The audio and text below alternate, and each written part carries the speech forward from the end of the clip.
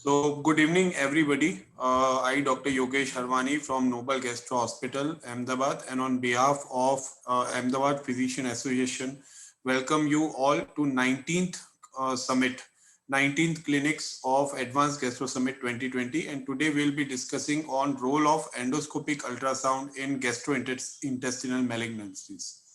We have our moderator today, Dr. P.B. Patel, who is a senior oncosurgeon from Ahmedabad.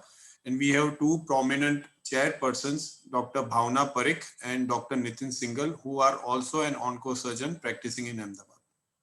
Due to some technical error, they have not joined yet. So we'll begin with our session. And when they join, they can join all of us. So friends, we all of us know that endoscopic ultrasound is a modality which has a sonography probe with it so that it can visualize the pathology or organs which are adjacent to the GI tract.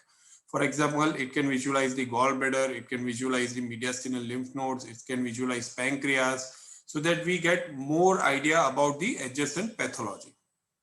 It can also visualize the layers of the GI tract, so we can also identify and diagnose several submucosal lesions also.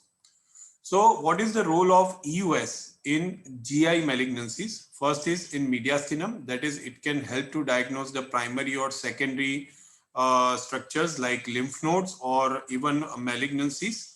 It can help to diagnose various cystic neoplasm as well as the malignancy of pancreas. It can help in biliary interventions like those patients who have failed ERCP, as well as to diagnose submucosal GI lesions. So first we begin with mediastinum. So if we see on left side, we can see that in malignant cases, we can identify primary or metastatic lesions like lymph nodes or other cancers of the mediastinum, lymphoma as well as GIST. So gastroenterologist's mediastinum is something like this picture. The more closer to the esophagus, we can help with the diagnosis. Far off the things are not well visualized. So if we see this diagram, the structures which are adjacent to the esophagus like pretracheal, paratracheal lymph nodes, subcarinal lymph node, posterior mediastinal lymph node, adrenal gland, liver metastasis, those who are adjacent to the esophagus, the identification as well as taking of biopsy and all interventions are very comfortable. Sir, one request. Yeah, Can you enlarge the screen, sir? yeah, sure, Slideshow? sure. Slideshow. So these are the characteristics of significant node. So the characteristics are if there is a node which is round, it is more than 1 centimeter, if it is homogeneous and hypoechoic, and it has sharp distinctive borders.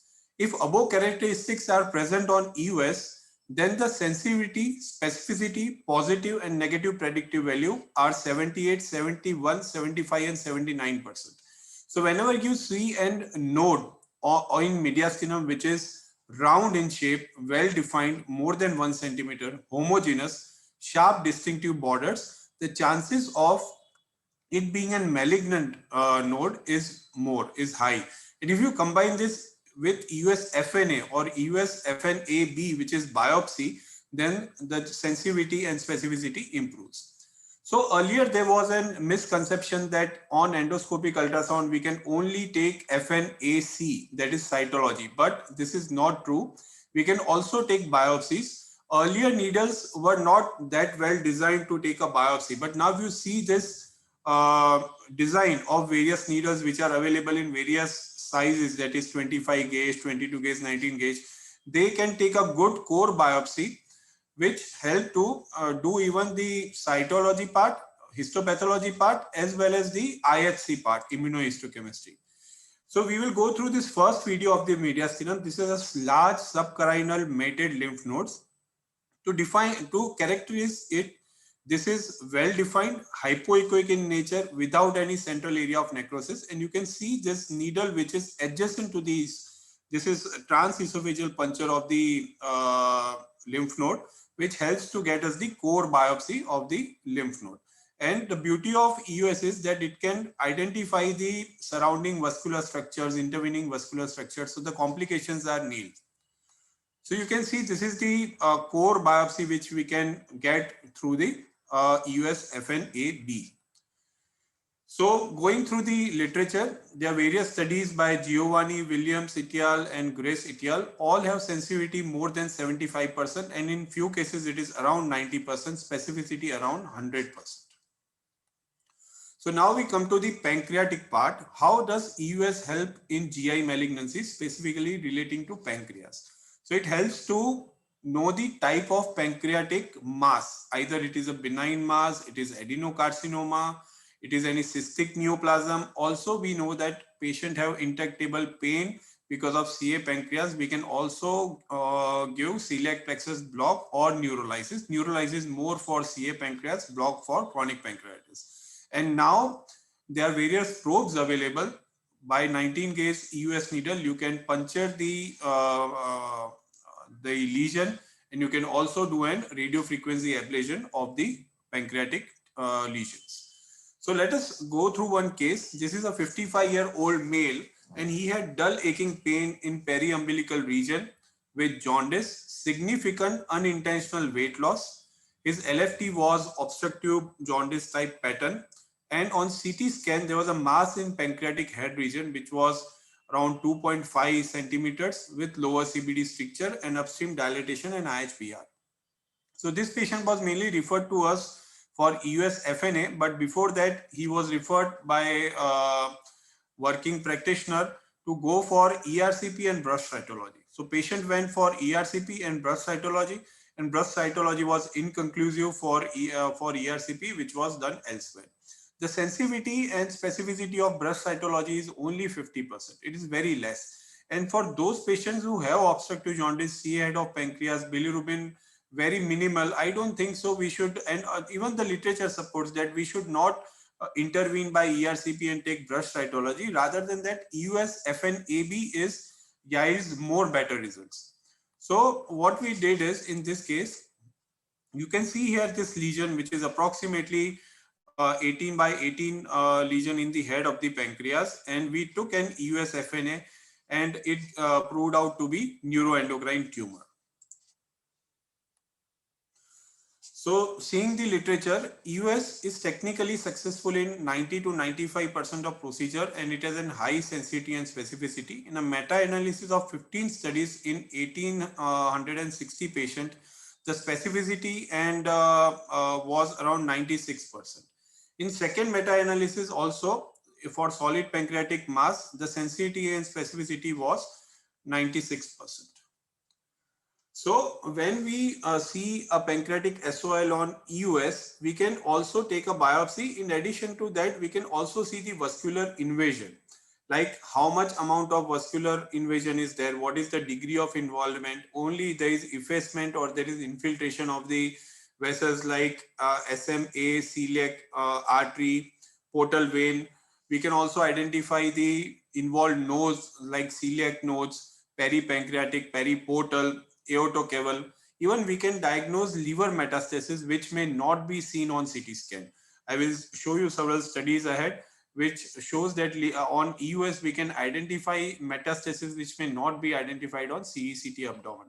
As well, we can see ascites which may be missed on USG abdomen, and we can do a staging. So this is the EUS image of the ascites which was identified on EUS. This was not seen on USG abdomen, and here you can see a liver metastasis which appears as hypoechoic in nature. So there was a study which was done for liver metastasis. Here you can see 132 patients were examined of various cancers, and in this 26 patients had liver metastasis. The diagnostic accuracy was EUS-FNA was higher than CECT abdomen, and to our surprise, CT scan identified only 19 patients out of 26 who had metastasis, while 40 were identified on EUS. This was significant. P-value was significant. Next is celiac plexus block. Now we all know that patient with advanced CA pancreas have main presenting symptom, which is pain. So EUS guided celiac plexus neurolysis helps to relieve refractory pain, and this is feasible due to easy approach of celiac plexus transgastrically by EUS. So to go through the anatomy before we see a video, this is transgastric puncture of the celiac plexus. Here is the celiac artery origin. This is the celiac artery origin which we see on linear array echoendoscopy. And at this origin, there are celiac plexus. This is stomach wall. We puncture the this area by 19 gauge EUS needle, and then we inject absolute ethanol 20 ml as well as bupivacaine, which helps to in neurolysis of the celiac plexus. So we'll go through the video of celiac plexus neurolysis. As shown in the picture, this is celiac artery, which is originating from the aorta. This is the site where celiac plexus is present, and we puncture transgastrically at the origin of the celiac artery. And before injecting, we aspirate that this is not in the celiac artery. We inject 20 ml of absolute alcohol, which helps in neurolysis, and bupivacaine, okay, to help for celiac plexus neurolysis. I'm sorry to interrupt. We have Dr. Bhavna Parikh with us, who is in today's chairperson. Because of some technical error, she has joined late. So let us see what are the results of celiac plexus neurolysis for pancreatic carcinoma. There are few studies which show that patient score changes to approximately 75 to 90% on an average. But mind well, these results are only for 3 to 6 months.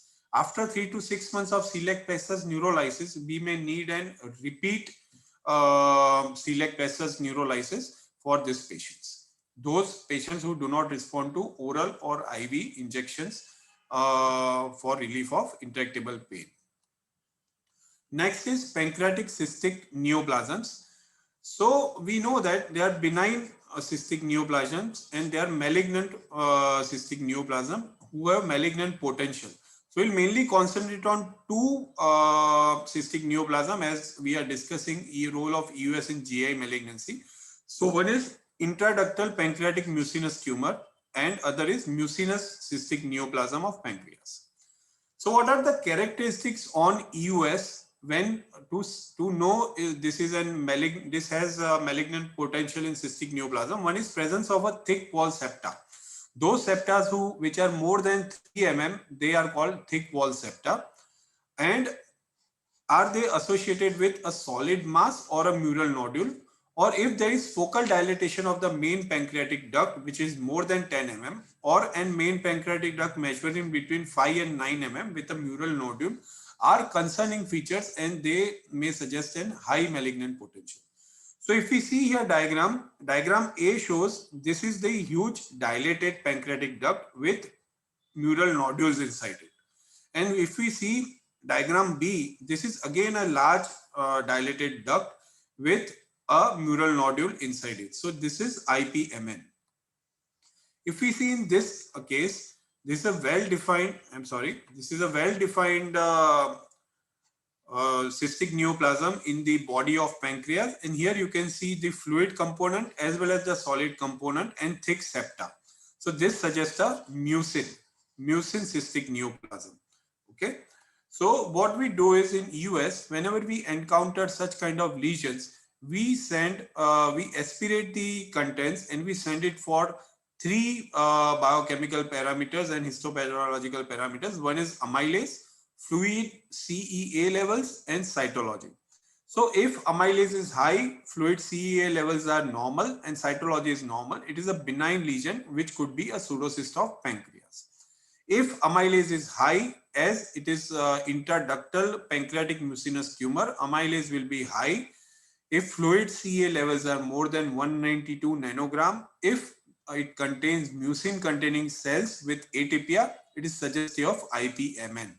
And if we are suspecting mucinous cystadenoma, then amylase will be most of the time normal, CE levels will be high, and there will be mucin containing cells with variable atypia.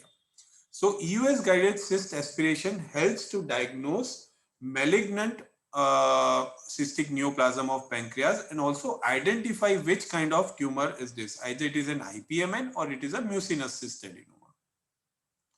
So here is a video which shows cystic neoplasm of the pancreas in the body of pancreas, is large cystic neoplasm, and you can see this solid component. This is the entire mass lesion, and this is the solid component.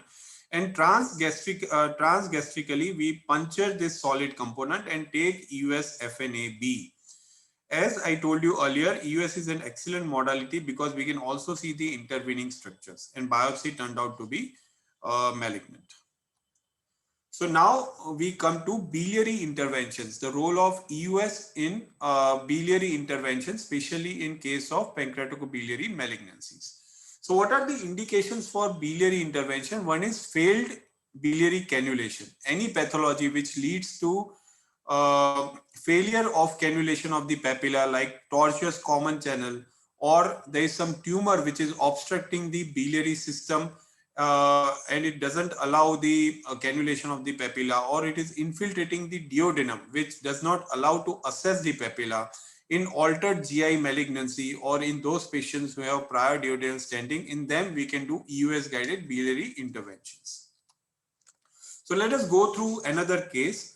This is a 75-year-old male, and he has a pancreatic head mass and has presented with obstructive jaundice. Now here we tried ERCP, but you can see this is a huge mass in the duodenum, and it did not allow us to enter the second part of duodenum so that we could localize the papilla. So we planned an EUS guided intervention. I would first show you an animated video and then a real-time video. There are well-established endoscopic, percutaneous, and surgical approaches for gaining access to the pancreatic and bile ducts to treat pancreaticobiliary disorders. This video will focus specifically on endoscopic ultrasound-guided techniques for accessing and stenting the biliary tree via extrahepatic approaches. So what we do is, we reach the first part of the D1, duodenum. We puncture transduodenal into this dilated CBD. This is the dilated CBD. We pass the guide wire into the dilated CBD upstream towards the hilum. And then what we do is, we increase the size of this tract by a cystotome. Okay. So by a cystotome, which is 10 French, we make a transduodenal fistula direct into the CBD, and above this we place a fully covered metal stent. So this is the release of the metal stent, which you can see here. This is an lumen opposing stent, and it is a covered stent which prevents leakage of bile. This is distal release of the stent, and you can see how beautifully the bile will flow through the first part of the duodenum. So this is EUS guided choledochoduodenostomy, and this is performed in those patients who have blocked duodenum in which we cannot assess the papilla. Obviously, percutaneous drainage are also other techniques. We will discuss further studies which compares PTBD with choledochoduodenostomy EUS guided. So this is EUS guided hepaticogastrostomy. So often we encounter such patients who have hilar strictures, or in whom there is a proximal CBD stricture or CHD stricture in which biliary cannulation fails. In them we can do EUS guided hepaticogastrostomy, which is transgastric puncture of the dilated IHBR. So you can see here, these are dilated, these are IHBR, and what we do is, we puncture this transgastrically into the dilated duct, and after dilatation of this tract, we place an metal stent. Under EUS guidance, a 0.035-inch guide wire is inserted through the needle into a bile duct. This maneuver can be observed real-time with fluoroscopy. The guide wire should be introduced as far as possible to achieve a stable position for the next steps. Over the guide wire, a high-frequency ring knife is pushed forward up to the gastric wall. Under changing EUS and fluoroscopy control, the motion of the ring knife during high-frequency cauterization is followed. Hereafter, approval of hepatic consistency is essential. The ring knife can be moved forward through the hepatic tissue faster or slower. Favoring the slow motion, cauterization should be repeated 2 or 3 times to avoid unfavorable dilatation of the former puncture channel prior to stent insertion or within the gastric cavity. So this you can see there is a transgastric placement of the metal stent in the IHBR. So this can be done for those patients who have hilar strictures and they are inaccessible to ERCP. So let's go through the literature. EUS guided choledochoduodeostomy and EUS guided hepaticogastrostomy. So here you can see that the clinical success as well as technical success had good. The patient had good outcome, almost 95 to 85 to 95%, and adverse 30 days adverse event were seen in approximately 15% of the patient, while the duration of the mean duration of stent patency was almost 5 to 6 months. So if we compare EUS guided biliary drainage versus percutaneous drainage, there are 3 studies in which technical success was equal almost in both the both type of procedures, that is EUS and PTBD. Clinical success was also almost equal, but adverse events were more with percutaneous drainage and less with EUS guided drainage. The p value was significant, and re-interventions were also more in PTBD patients. Adverse events were also more in PTBD patients. So EUS guided biliary drainage is better than PTBD as it helps for internal drainage. So now we come to our second last topic, that is EUS in altered GI anatomy. So what happens in cases of pancreaticobiliary interventions, Roux-en-Y hepaticojejunostomy is performed, in which the jejunum is directly connected to the liver. So in such cases, if there is anastomotic site recurrence or there is anastomotic site stricture which may be malignant, and there may be difficulty to reach such a long tract by duodenoscope or by enteroscope, then EUS guided intervention may be helpful. So biliary obstruction in an altered GI anatomy has always been a challenge even in experienced hands, and gastroduodenoscope, colonoscope and single balloon enteroscopy may be useful, but even in experienced hand, this location is difficult.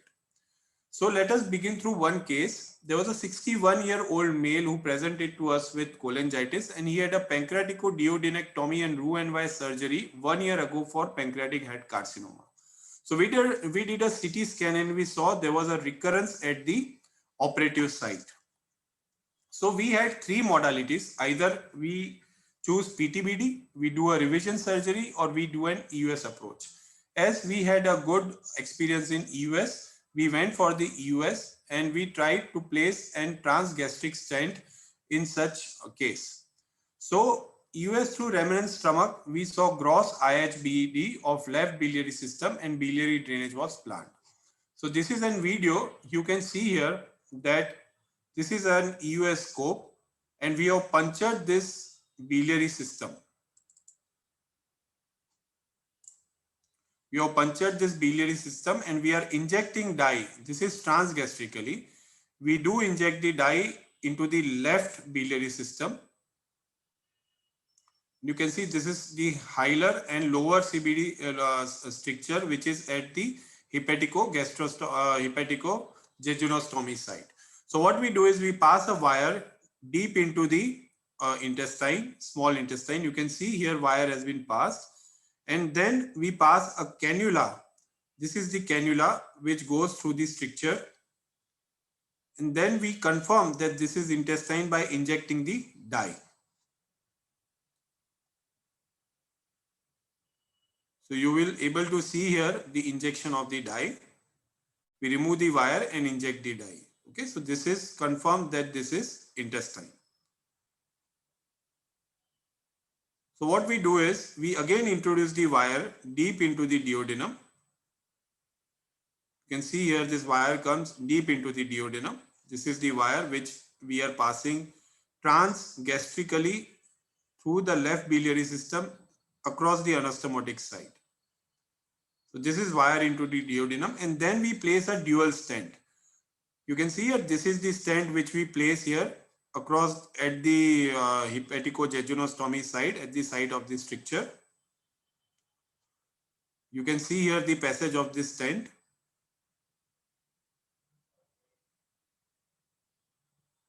This is the stent which we are opening now at the hepaticogastrostomy site.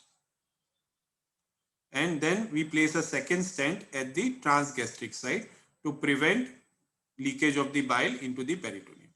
So this is EUS guided hepaticogastrostomy in those patients who have altered GI anatomy. So as seen in this diagram, this is stent which we had placed here at the site of hepaticojejunostomy and another stent at the site of hepaticogastrostomy. This is the stent which is hepaticojejunostomy site, and this is transgastric stent. This is the endoscopic image. So to discuss, EUS guided hepaticogastrostomy is a modality for failed ERCP and PTBD, and left hepatic lobe can be imaged by EUS even in surgically altered anatomy. And in a study by Ogura et al., 11 patients was done and it was 100% success. So this is the future of the EUS. Now, if we see in a conventional EUS, we can see these two mass lesions. Now, this is elastography in which you can see three different colors: blue, green, and red. So blue color indicates highest amount of fibrosis. So what is the advantage of elastography is that whenever we take an biopsy, we take random biopsies. So if we take a biopsy from this green area, there are chances that you may not pick up the type of lesion. So elastography helps to identify this blue site, the highest amount of fibrosis, and from there we can take selected biopsies at the selected sites so that the specificity and sensitivity and accuracy of the procedure increases, and there are higher chances we can identify the type of lesion. So now we come to our last topic, which is EUS in submucosal lesions. So here we can see that on EUS, we can identify beautifully all the layers of the GI tract. First layer is hyperechoic, which is mucosa. Second is hypoechoic, which is muscularis mucosa. Third again is hyperechoic, which is submucosa. Fourth is muscularis propria, which is hypoechoic, and last hyperechoic serosa. We can see how beautifully all layers are identified. And because of this quality of EUS, we can identify the submucosal lesions, as well as we can identify from which layer it is originating, because submucosal lesions of the GI tract, they originate from different layers. And if we identify that this is particular layer from which it is originating, we can also identify the lesion. So here are various submucosal lesions. One is gastrointestinal stromal tumor, which originates from the fourth layer, leiomyoma again from fourth layer, lipoma from third layer, carcinoid tumors of the GI tract from second or third layer, and so. So let us see this picture. In this, we can see that there is a large submucosal lesion. Obviously, by endoscopic biopsy, we are not going to get anything because the overlying mucosa is normal. So what we do is we do an EUS, and here you can see that this lesion is arising from the muscularis propria. This is the submucosa, this hyperechoic layer, and this is the muscularis propria. This should be a GIST. And we do an EUS guided biopsy, which proves to be GIST lesion. So EUS helps in identifying as well as taking biopsies from submucosal lesions. So the accuracy of diagnosis is around 75 to 85% by EUS. So this is the slide which we follow at our center. If you have any submucosal lesion which is less than 1 centimeter in size, just follow it endoscopically. If it is more than 1 centimeter, you get an EUS done. Identify it is extramural or intramural. If it is intramural, then define the layer of origin. So if it is deep from the mucosa and if it is hypoechoic, then there are chances that there might be carcinoid or it might be leiomyoma.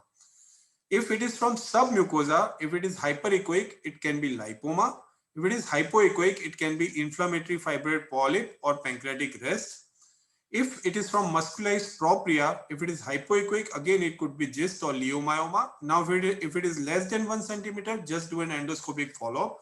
If it is 1 to 3 centimeter, you can do third space endoscopy. You can remove it by endoscopic submucosal dissection.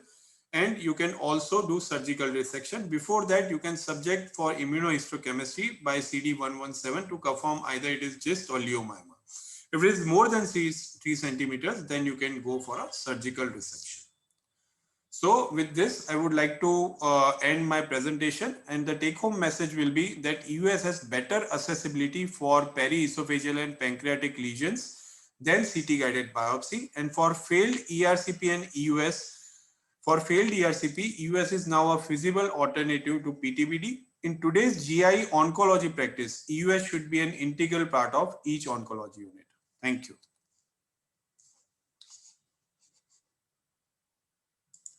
So we have Dr. Bhavna Parikh, welcome ma'am. And we also have Dr. Nitin Singhal with us.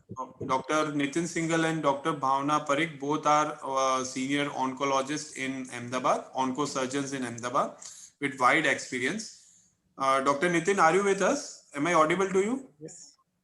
Yes, Yogesh, Dr. Yogesh, I'm there. Yeah. So, Dr. Bhavna and Dr. Nitin, you may please ask relevant questions, as well as there will be few questions in the chat box which you can address and share your experience on what do you do for any GI malignancies, how do you diagnose, when do you take gastroenterologist help, do you prefer CT guided biopsies or you prefer PTBD over EUS, and why do you do so? Please, Dr. Bhavna. Yogesh, thank you very much for inviting me as a chairperson. Thank you. It was an excellent lecture and you almost covered everything. To me as an oncosurgeon, what is important is staging lung malignancy, whether you're dealing with the N2 disease or N3 disease, because the US guided biopsy can very well diagnose subcarinal nodes as well as the aortopulmonary window nodes also, which actually differentiate between whether to add chemotherapy or chemoradiation to CA lung patients, especially the non-small cell carcinoma. You rightly mentioned that we have got a wide bore needles available. So we not only can go to cytology, histopathology, but ISC, which is extremely important to diagnose even some rare pathologies as well. And nowadays lung cancer, we see lung cancer in a metastatic disease. So all the markers we need from the ISC only, or we need a good amount of a tissue to diagnose everything. Yeah, another thing is maybe the future will come where we can be able to inject intratumoral chemotherapy or some other things also locally in condition like CA.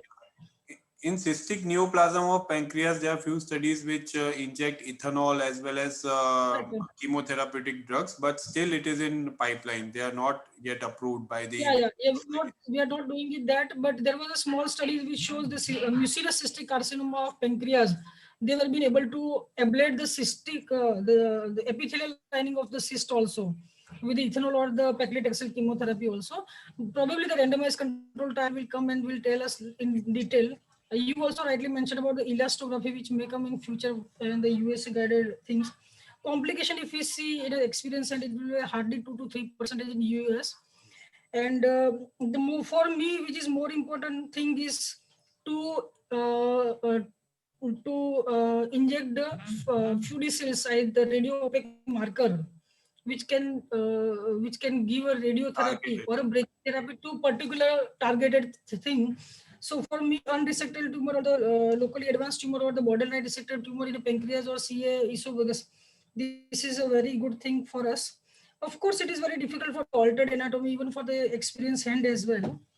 And one more thing to me as an oncosurgeon also, that since US, when you do US, you are dealing around the very important vessels like celiac axis, hepatic artery, superior mesenteric artery in case of a CA pancreas.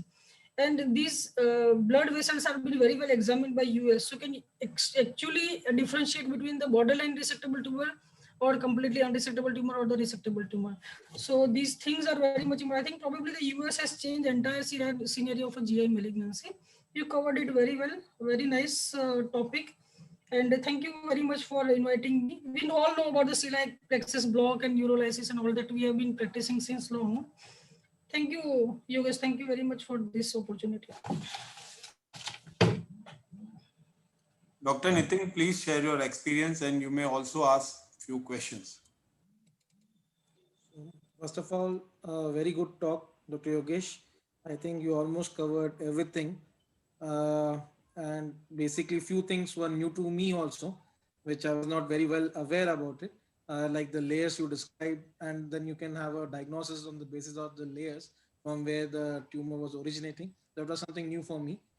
Rest of things, yes, that they are usual things and they are coming up. Uh, you have shown all the good sides, so I'll be the devil for you right now, and I'll ask you a few questions, which you which will be slightly uncomfortable one for you. As we know, sonography, the normal sonography also, is very much it has a big learning curve and is very much operator dependent. So, what is your experience about US? What do you feel is the actual learning curve for US, and how much procedures do you actually need to do before you can say that you're good enough to do the procedures? This is the first question. You can answer this, then I'll ask the subsequent questions.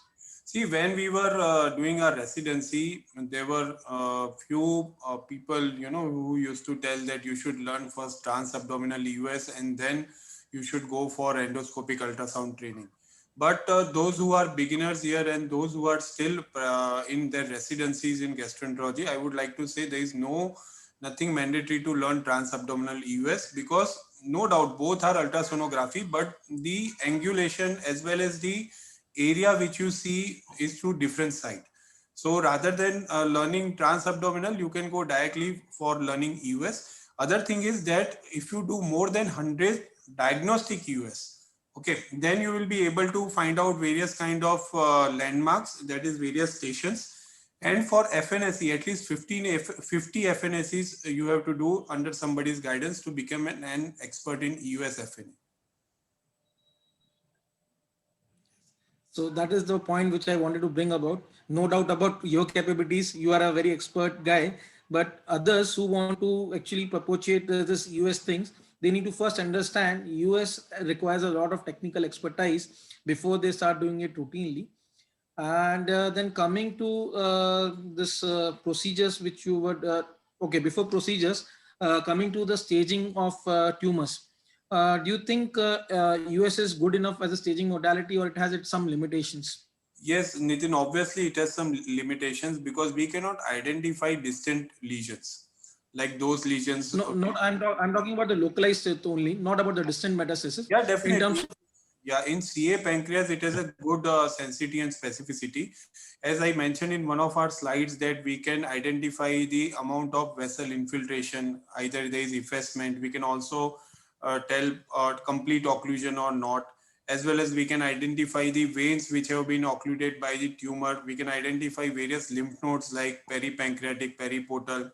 So it helps in staging. But in practical, this thing, I don't think so. Oncosurgeon must depend on EUS for staging. Am I right, man? Yeah. Yes, sir.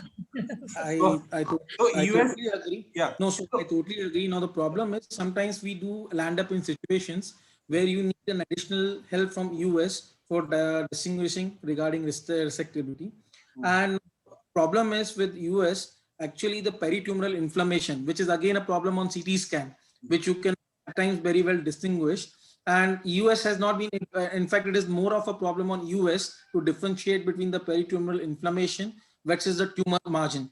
So that is what I was trying to bring about. Yeah, at times there is overstaging on US. At, like suppose if the patient has gone incidentally to a gastroenterologist and they would have done a US, and somebody takes a decision on the basis of that regarding resectability or regarding the staging of a disease, then it can be wrong also. Because of this peritumoral inflammation, and that can mimic the fibrosis of the tumor, and that can lead to upstaging. That is, overstaging is a possibility on US. But Dr. Nitin, that's what I'm mentioning, that in today's practice, not only in Gujarat, but elsewhere also, EUS is mainly for diagnosing the type of lesion rather than staging. No doubt, people do good staging, but as I know in my last 6 years of practice, oncosurgeons and oncologists, they don't depend on EUS for staging. They more of depend on CT or PET CT for staging. Yeah, I agree, because USC again, now as if we talk about the luminal staging for luminal cancers, we hardly see T1 and T2 lesions, and most of the lesions which we see, they are T3 or node positive sort of a lesions. So wherein a US would not be of no help, it will not change my management distance at all, and that is one of the major reasons that we don't use US for staging purposes. and it is mainly used as a therapeutic or a diagnostic modality. Now, therapeutic modality, if we talk, see, diagnostic, nobody challenges that. For IPM and cystic neoplasm, it is the, I would say, indication of choice, and that is the main indication for which I use it. Although Madam mentioned regarding lung cancer, see, frankly speaking, I would prefer a E-bus. If E-bus is not available, yes, then I would use a EUS as a secondary option. But for cystic neoplasm of pancreas and all in advanced cancer of pancreas where a tissue diagnosis is required, that is a major use where we use endoscopic ultrasound. Regarding this therapeutic interventions that you showed, yes, I agree, they are upcoming and they are showing good results in good dedicated centers. But to be very frank, right now I'm not very sure how they will turn up in a day-to-day setting. So probably we need some more time and more data to justify the use of US for that sort of a setting. When I mean to say that, I'm pointing towards this hepatogastrostomy. That is what I'm basically talking about. It is coming up, yes, no doubt. There are studies which have shown good results, but still it needs time to compete against the time-tested modalities like, say, PTBD, or for that matter, surgical bypass. That will still need some time.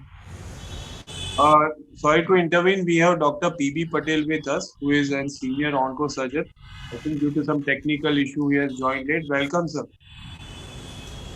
Yogesh bhai, it was a very nice presentation. I have joined from very beginning. It was very very nice. Bhavna Ben, it was very nice presentations, and I would recommend more and more people join in such a very good program. And Yogesh bhai, excellent presentations. The slides was good, audio was good, video was good. I really like your work, and I request you to continue such things. Sir, there are a few questions in the chat box which have been asked by our audience, sir. You can please moderate the session by asking these questions. Dr. Nitin, Dr. Bhavna, you can also ask the questions. We can see several questions in the chat box. Hello. Hello. Hello. The first question is by Dr. Smith Kumar Vagasia. Hepatic SOL, HCC, metastasis, how to differentiate? Hello. So, I would like to answer that SOL helps to diagnose the liver metastasis as well as primary SOL. But to differentiate between HCC and liver metastasis, more than EUS, it is a triphasic CECT abdomen. Okay, so triphasic CECT abdomen will help to diagnose either it is HCC or it is metastasis. Other question is by Dr. Chintan. What's newer practical advances in US accessories? So in US accessories, as I told in one of my slides earlier, we used to have accessories which used to give only FNAC. But now we have dedicated core biopsy needles by Boston, Cook, as well as Olympus, which helps to give a good core biopsy, which also is helpful for IHC. Other is we are getting a few probes which will help for RFA ablation as well as ablation of hepatic tumors as well as pancreatic tumors in near future. Other question is by Dr. Smith Kumar Vagasia. Which stent is used for hepaticogastrostomy? When to remove complications? How to manage? So Dr. Smith, in hepaticogastrostomy, we either use a fully covered stent as it is transgastric, so we don't want the leakage to occur. If there is availability of GeoBar stent, which is 2/3 covered and 1/3 uncovered. So the 1/3 uncovered will be within the hepatic system, and 2/3 which is covered will be in the transgastric system. So you have also asked when to remove. So there is nothing to remove in this. It will be a permanent thing, because if you remove, there will be issues of bile leak.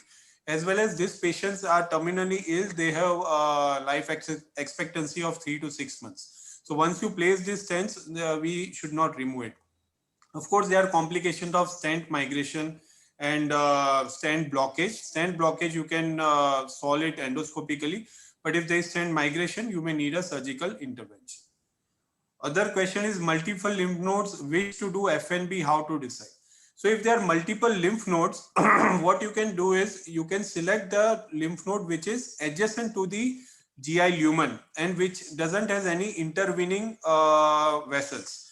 Other thing is if you have facility of elastography in which you can see maximum fibrosis, that is blue color, that tumors you should select for USFNAB. Other question is celiac plexus neurolysis. How much bupivacaine we should use? We should use 20 ml of 0.5% bupivacaine and 20 ml of absolute ethanol, that is 98 to 99% strength, which helps in neurolysis. Other question is, ma'am, would you like to ask or should I continue with that? Continue with that. You So continue. other is how to differentiate GIST, carcinoid, NET on EUS. So GIST will be hypervascular and NET will also be hypervascular. So most of the time GIST is more hypervascular. It is very difficult to say just on seeing. So even biopsy is required in this case. Choledocodiostomie tricks and tips. So choledocodiostoma, as I mentioned in one of my videos, that you have to puncture by transduodenum. Once you puncture with 19 gauge needle, you pass a Hydraject wire. Above this wire, you do a cystotomy, which is 10 French or 6 French. Above this, you dilate it by a 6 mm hurricane balloon, and then you place a fully covered metal stent. Complications may be again stent migration, either proximally into the CBD or distally into the duodenum. And obviously, one of the complication will be bleeding, perforation, but in experience, hence it is less. Other question is by Smith Yogesh Kumar. bhai, sorry to interrupt. Yeah, please tell me. Yeah, just tell me one thing. What about the neovascularity when we do this sort of therapeutic procedures in malignancy patients? Have you faced any problem with regards to neovascularity of the tumor causing the procedure to be a difficult one? See, whenever we do transgastric or transduodenal approach, no, this is a normal mucosa. We never go through the tumor. But if we go No, through I understand. I understand that. Like, see, if the portal vein is compressed, so obviously the surrounding variceal and all those things can lead to congestion of the mucosa. So that is what I was trying to understand. Like, if there is a congested mucosa all around, so would that hamper your success rate or something like that? I would like to mention that whenever we puncture, it should be normal mucosa. It cannot be friable or congested. It should be normal mucosa. And most of the time, Nitin bhai, if suppose there is duodenal obstruction, we puncture 1 to 2 centimeters proximal to this side. Okay, We never puncture in the you have to congested. choose that particular side if Yes, there cannot yes, be anything around, right? Yes. That is what I want to say. Yes. So other question is lymph node mass, which should be biopsy. I think we have answered this. Then other is tumor encasements versus inoperative vascular, how to differentiate. See, those tumors which are infiltrating into the celiac artery or into the superior mesenteric artery, in them we cannot know the degree of the invasion, but we can definitely identify the vascular invasion in that. That's what I mentioned, that this is a staging issue, and people don't rely much on EUS staging for pancreas. They rely on CECT abdomen. Last question is when to use contrast enhancement EUS. Contrast enhancement EUS again is a new modality. There is a contrast available which sonologists also use, and on this is mainly used to differentiate either there is a debris in the cystic neoplasm or there is a mural nodule. So those which are debris, they won't enhance on contrast, but a mural nodule will enhance on contrast. So it helps to differentiate between either it is an cystic neoplasm which is as a mural nodule or a debris. See, in Japan, they do not puncture any cyst. No malignant cyst is punctured because they believe it leads to infection, so they never puncture. But in India, we puncture it, we do an aspiration, and we diagnose what kind of tumor it is. Either it is cystic, either it is mucinous, IPMN, by doing CEA levels and doing cytology. But in Japan, they don't puncture. That's why they rely more on contrast enhancement, which Dr. Smith has asked. So as I mentioned, if there is mural nodule and if it is enhancing by contrast, it means that it is malignant and it is a mural nodule, not a debris. So other question is when to take cell block, IHC, usefulness of individual indication, interpretation of sample adequacy. So see, this all depends on what we do routinely is that we take FNAC as well as core biopsy. cell block and IHC is only done when our radio or surgeon colleagues, they ask us to do so. Again, there is a question that if there is a heavy bleeding from biopsy site, how to manage? So, Dr. Smith, as I told you that whenever we do an transgastric or transdural esophageal biopsies, we see the intervening vessels and then only we puncture. But in case still if there is bleeding, most of the time this bleeding is self-controlled. We need not do anything. At the max, you can inject adrenaline, glue, the routine modalities which are available. So Dr. Bhavna, Dr. Nitin, any further questions? Yogesh, I just want to ask one question. Yes, madam. How is your experience with the the endoscopy guided excision of gist when there is a small gist? You remove it endoscopically, Yes, and yes. sometimes there is a combination of endoscopically as well as laparoscopically. So have you ever encountered with such case or? See, basically, this procedure comes under third space endoscopy. It is called as STIR. So what we do is first we examine by EUS and we identify the layer, and then we can do endoscopic submucosal dissection. And this is done for mainly those lesions which are less than 3 centimeters. Suppose on endoscopy, we see that even the muscle layer is muscle layer is involved, there is a deep involvement, then we can do, combined laparoscopy as well as endoscopy technique.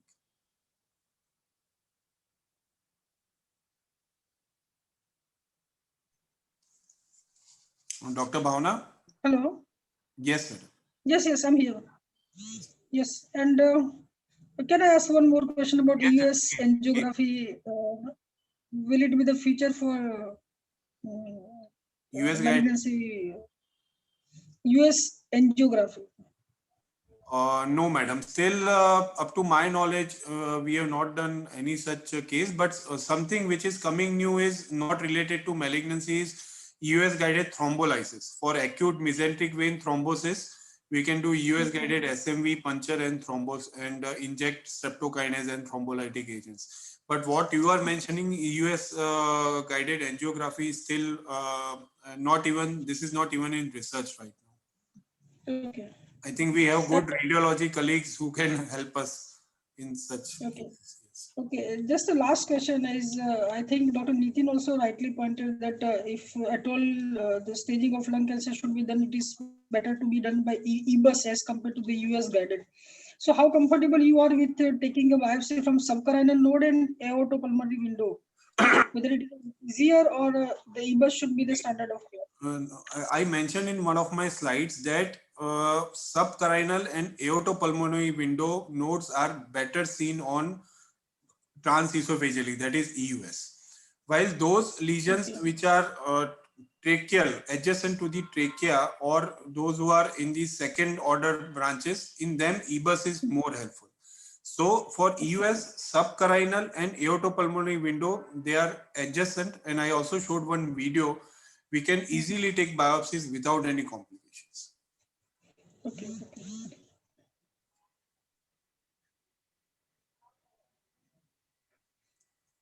So Dr. Nitin, any further questions? Dr. PB Patel? This was So with permission of chairpersons and moderator, can we close the session for today? Sure, you can close the session. So at the end, thank you all audiences, and I thank my mentor, Dr. Mahesh Goenka, who is the course director. I thank Dr. Bhavna Parikh, Dr. Nitin, and Dr. PB Patel, who contributed their time and knowledge for today's seminar.